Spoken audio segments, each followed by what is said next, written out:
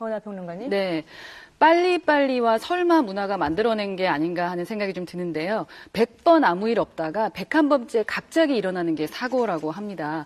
우리의 그 안전의식 먼저 바뀌어야 될 것 같고요. 더불어서 관계부처에서도요. 더 이상 쉬쉬하거나 숨기려고 하는 것이 아니라 조금 더 제대로 알려주고 주의를 주고 또 엄격한 안전훈련하고 또 꾸준한 홍보가 필요하다고 생각합니다. 네. 그건 출신입니다. 아, 그러세요? 네, 그리고 네. 제가 16번을 타고 성수대교를 건너 다녔던 사람인데요.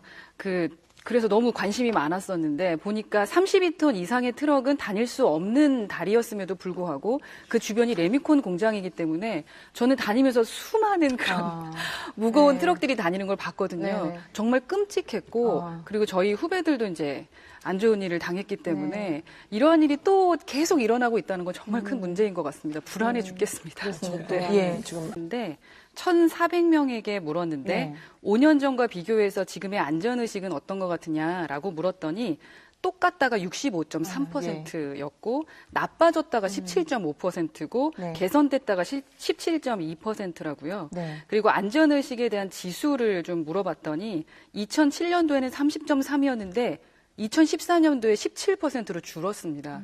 그러니까 우리 스스로 그냥 정말 설마 나한테 생길까라는 것과 그리고 저는 그 부분도 있는 것 같아요. 융통성에 대한 그 단어에 대한 의미를 좀 잘못 알고 계신 거라는 생각이 듭니다. 예를 들어 이런 상황에서는 그냥 조금 줄 바꿔치기 하면 되지. 왜 굳이 저렇게 할까? 아니면 뭐 비행기에 짐을 실을 때도 한 사람 앞에 2개씩 실어야 되는데 그럼 그 이름을 꼭 확인해야 되는데 단체 승객 같은 경우는 그걸 한꺼번에 그냥 밀어붙이고 그냥 융통성 있게 하세요. 라는 말을 많이 합니다. 그럼 주변에 사실 그런 일이 많이 벌어지고 있는데 그 융통성의 단어가 뭐냐는 거죠.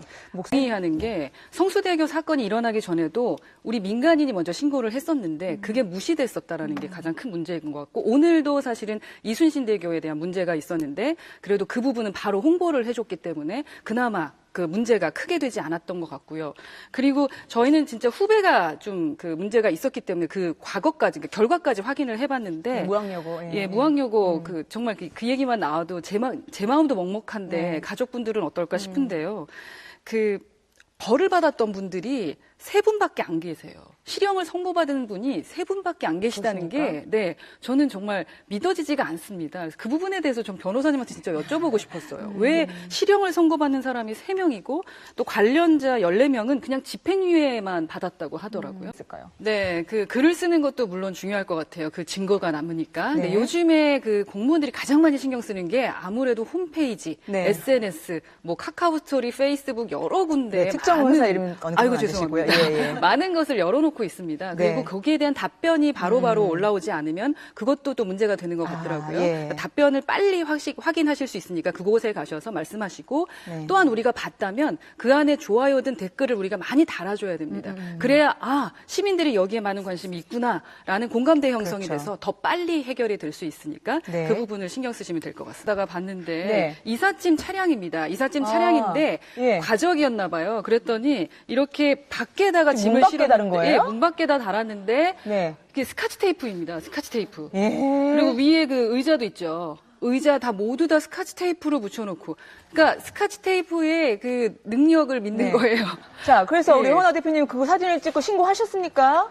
신고는 못했습니다. 그래서 제가 그게 필요하다고 느끼는 게 저희는 아줌마 정신이 정말 필요하다고 생각해요. 그 아줌마 정신에 대해서 저희가 박수를 쳐주고 정말 대단하십니다라고 해야 되는데 무언가 신고하고 뭔가 하면은 아유 저 아줌마 왜 이렇게 대충 살지? 왜 이렇게 융통성이 없을까라는 이야기를 좀 많이 듣는 것 같아요. 제가 이걸 페이스북 어딘가에 올렸는데요. 그때도 물론 그 안전에 대해서 얘기하는 것도 있지만 재미로 보시는 분들이 많다는 거죠. 근데 그 뒤에 차량을 몰고 가는 사람 입장을 생각해 보시고 혹여라도 저게 떨어지게 됐을 때 큰 사고가 날 수 있다라는 걸 정말 모르는 것 같고 이제는 저도 용기를 내서 바로 전화를 해야 될 것 같고요. 전화하는 사람에게 주변에서도 박수를 쳐주는 좀 문화가 돼야 될 것 같습니다. 신이었는데요. 10초의 법칙이라는 게 있습니다. 그러니까 이착륙할 때 불을 끄잖아요. 불을 꺼서 지금 이렇게 딤 상태를 놓게 되는데 그게 뭐냐면 10초의 법칙이에요. 갑자기 사고가 나서 불이 꺼지게 되면은 눈이 10초 안에 그 어두움을 인식하기가 어렵답니다. 동공 반응이.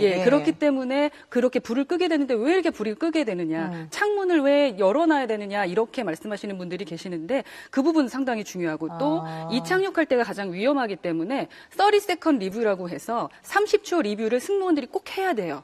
30초 안에 문제가 생기면 이 문으로 착륙하고 어떤 부분을 해야 된다라는 교육을 받거든요. 네. 근데 그 앞에서 승무원에게 자꾸 말 시키는 분들 계세요. 예, 그러면 예. 그런 부분들의 위험함이 있죠. 그럼 예. 더 이상 소 잃고 외양간 고치는 일은 그만했으면 좋겠습니다. 정말 지금까지 너무 많은 소를 잃었습니다. 이제는 어떻게 해야 될지를 알려주셔야 되는데 오늘도 느꼈던 게 너무 많은 정보들이 있어요. 근데 그걸 제대로 알려주고 있지 않습니다. 제대로 홍보하시고 정말로 귀찮을 정도로 우리 시민들에게 안전의식에 대한 교육 그리고 홍보를 해주셔야 되지 않을까 하는 생각 듭니다. 네.